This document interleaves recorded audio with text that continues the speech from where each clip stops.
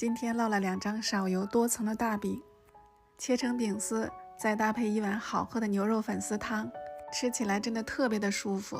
牛腱子凉水下锅焯个水，直接用压力锅来炖比较省事儿。清炖的牛腱子只放了姜片和一点食盐，高压锅上气后转小火炖20分钟，把牛腱子取出来放冰箱冷藏一会儿。这是400克面粉到240克温水。今天做的这个饼是用来泡饼吃，所以面团不需要和得太软，所以含水量不是很大，就用筷子这样搅搅，没有干面粉了再揉。刚开始不用揉得特别光滑，先给它揉成团就行，松弛10分钟再揉。水和10分钟，面团很容易就揉光滑了。再醒面20分钟就可以。1勺面粉，1勺半的食用油，一点椒盐，调一个油酥。捏烙的这个饼不需要很软，很有筋性，所以醒面的时候既不需要抹油，也不需要醒很长时间。我这是400克面粉，能烙2张比较大的饼。面团醒好以后就不用再揉了，分好剂子后直接擀开就可以。倒上1勺油酥，用刮板涂抹均匀，油酥不要抹得太多。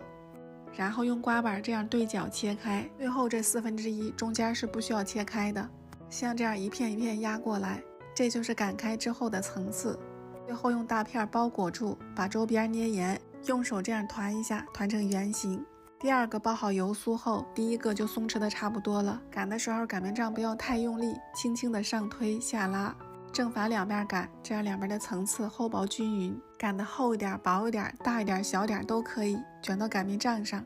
平底锅提前预热，不用放油，放上饼皮整理一下，表面来点油锁住水分，盖上锅盖来烙。这个饼不是很厚，所以烙的时候锅温不要太低，我这是大约200度的锅温。烙了1分钟，看到饼变颜色了，翻面再烙一下。含水量的不同，醒面方式不同，烙出来的饼口感也有所不同。烙了3分钟左右，等2边都金黄上色就熟了。2张饼很快就都烙完了。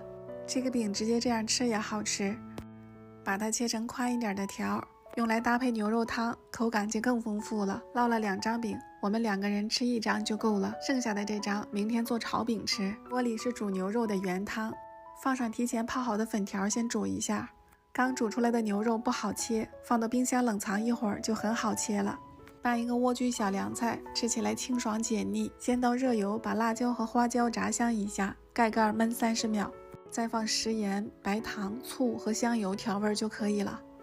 清脆爽口，很好吃。锅里还剩一点油，炒个花蛤，就放了点辣椒，其他什么都没放，盖盖煮熟就可以了。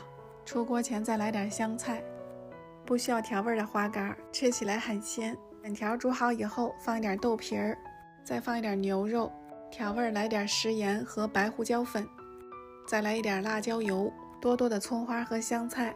1碗简简单单又好喝的牛肉粉丝汤就做好了，不需要过多的调味，吃起来也很香。